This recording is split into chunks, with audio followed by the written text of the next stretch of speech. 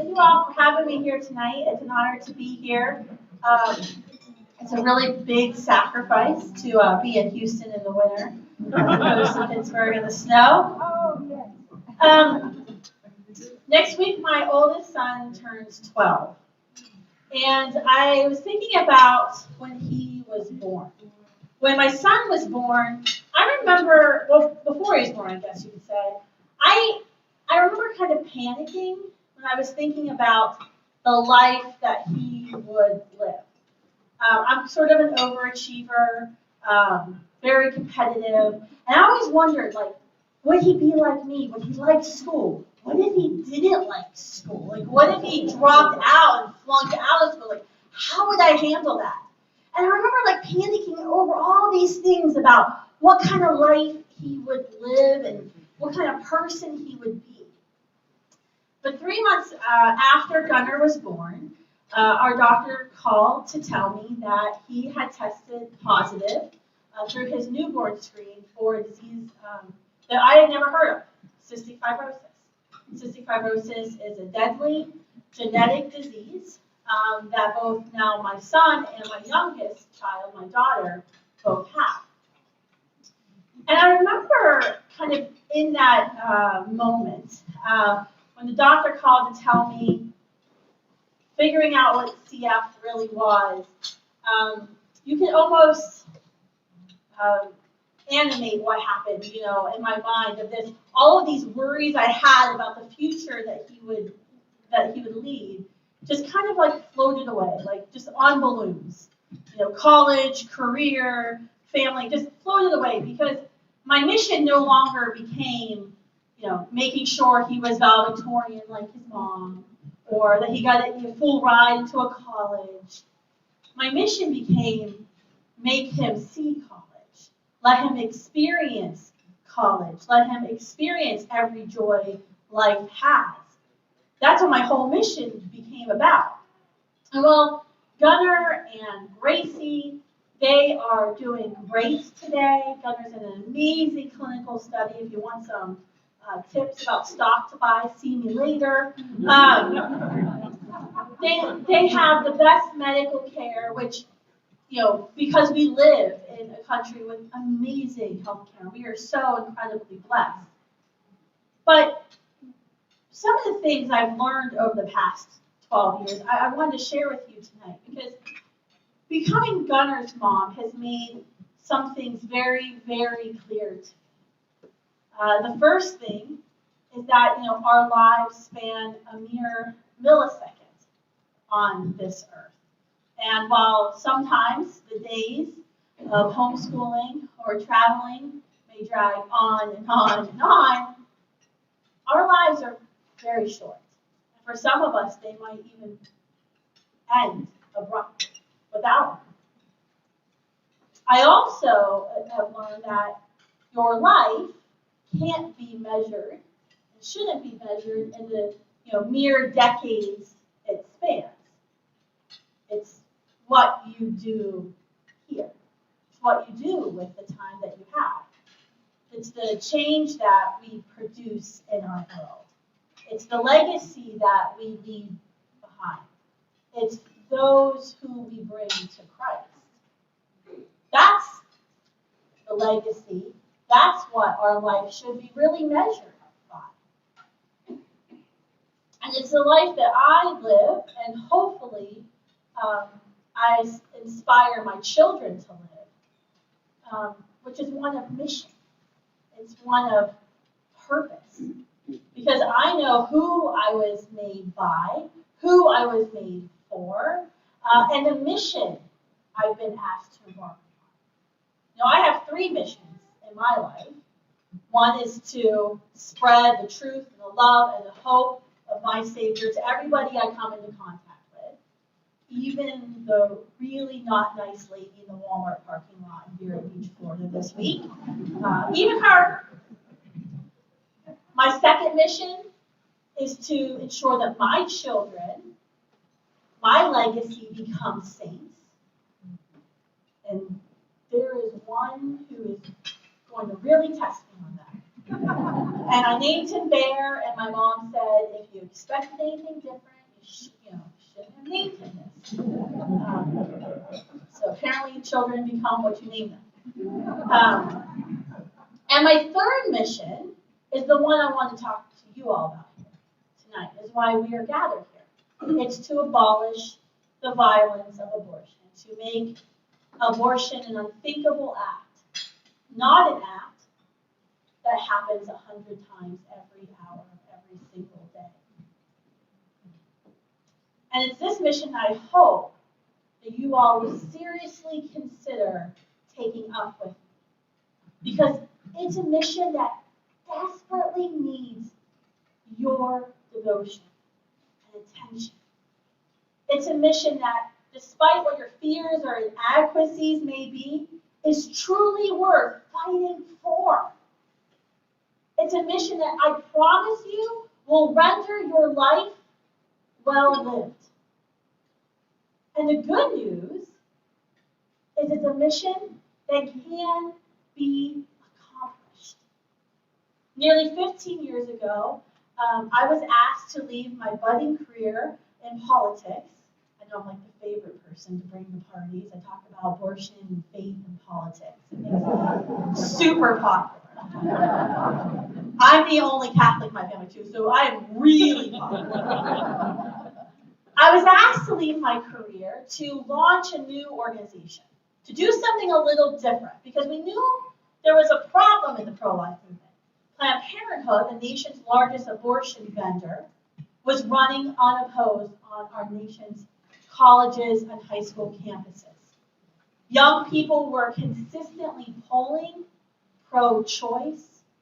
The brand of who we are as pro-lifers was turning people away from joining what we know is the greatest human rights cause our world faces. So we knew we had to do something a little bit different, that we had to go right when the abortion industry was trapping young people in their predatory business cycle, and we had to battle for the hearts and the minds of this generation. Because as much as I love politics, we can talk about that all day long, but I know the USCCB is streaming it, so I'll get in trouble. We can talk about politics, and politics is important. Passing laws matter.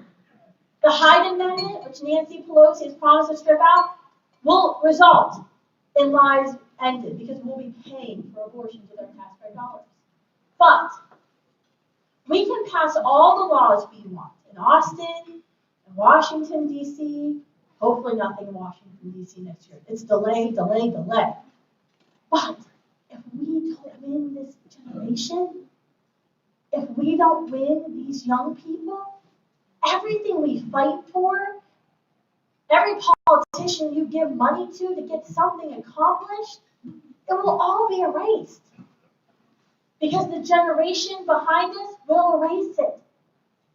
So we have to win them, and we have to win their hearts, and we have to win their minds, and we have to transform the way we talk about abortion, the way we talk about unexpected, unplanned pregnancies. So that's really been our mission, to go on the campuses and to use an evangelical model. Belong, believe, behave. I don't know if anyone ever watches The Office. And Dwight Schrute, does anyone watch The Office? Talks about putting out his beets. He's a little farmer on the side.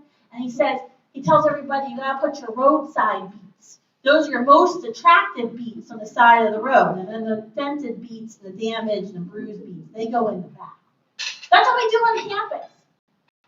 We say, where is the most attractive, popular boy and girl? And we're gonna recruit them. We're going to turn them into pro-life activists, and then they're going to go get everybody to join the Students for Life.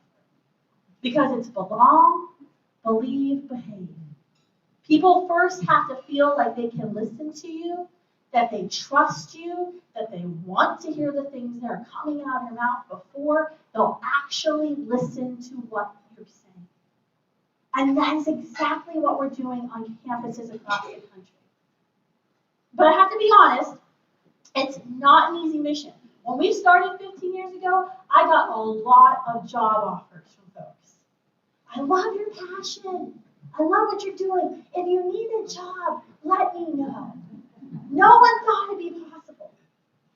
But the good news, friends, is that this is a winnable battle.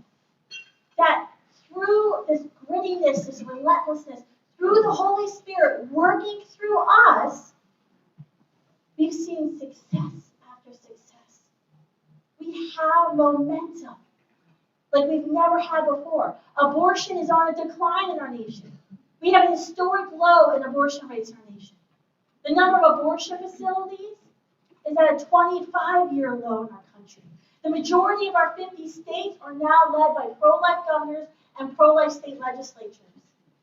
During President Obama's 8 years as President of the United States, we passed more pro-life legislation in state legislatures than ever before, more than 300 laws that saved lives. Americans' view of abortion continues to shift in our favor. In fact, I got polling results today that we haven't even released yet that shows a plurality of young people, about 48%, I think 39 or so, say that when a fetal heartbeat has been detected, that abortion should no longer be allowed. Now I just have to tell them how early that is. But that's good news. The majority of Americans, over 70%, agree our taxpayer dollars should fund abortions. And doctors and nurses and pharmacists shouldn't be forced to violate their conscience in order to serve people. Our nation's highest court, which today, we remember, they gave us Roe versus Wade and Doe versus Bull. That court now is firmly in the pro-life majority. There's 17 cases now making their way to the U.S. Supreme Court to challenge Roe v. Wade and Doe versus Bull. And the most indicative statistic that we have, you see it every year at the March for Life, when 3/4 of that crowd is under 25. In fact, I tried to register the March for Lifers one year to vote, and that was a stunning failure. Because one, you can't use iPads in the cold, your fingers won't work, and two, no one was over 18 to register to vote. That's a good problem to have.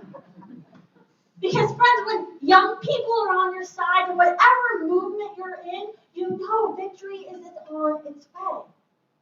You can look at the success we've had Students for Life. Not that I knew what I was doing when I was 21, when we started Students for Life. I still don't know if I know what I'm doing half the time.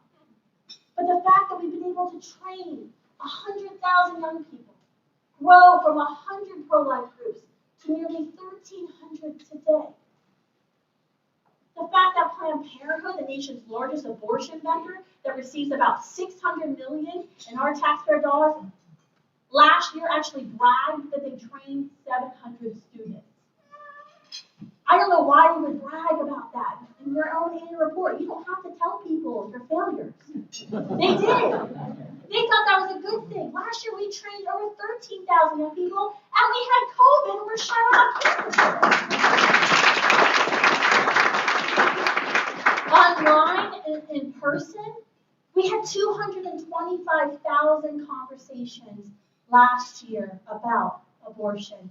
And online, 31% of the young people we identified and knew were pro-choice changed their minds after engaging with us. 31%. I'll take that any day of the week. It costs $4.14 to convert that person. Not that I'm competitive and trying to beat myself. I'm just saying. In schools like in Reading, PA, and Spokane, Washington, we've been able to kick Planned Parenthood out of the high schools to stop their predatory sex ed curriculum. In other schools, Christian schools, don't get me started about some of the Christian colleges, we've been able to transform policies. Schools like Liberty University, one of the preeminent Baptist schools in the country, to change policies to no longer kick girls out of the dorms if they become pregnant. That's huge. And the narrative of our movement, how the media portrays us, is now young, hip, and joyful.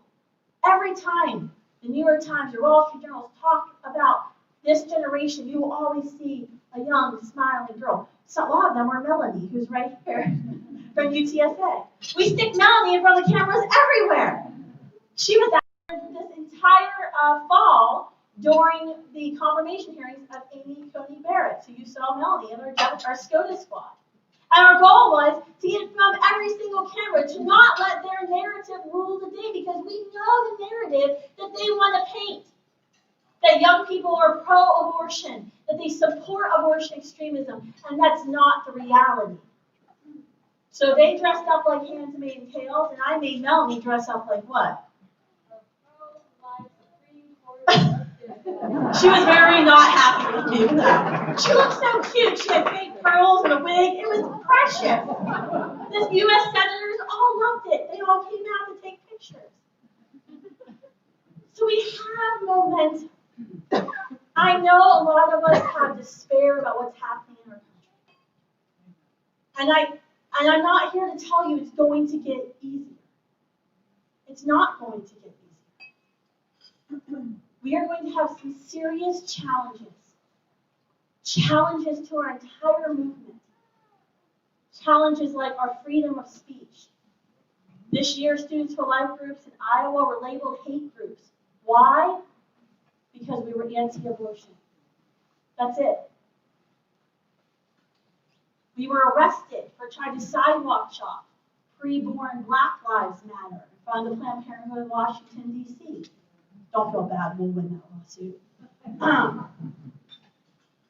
There's going to be serious challenges just for our existence in the pro-life movement, for our right to speak out against the extremists in Washington, D.C. and in Planned Parenthood.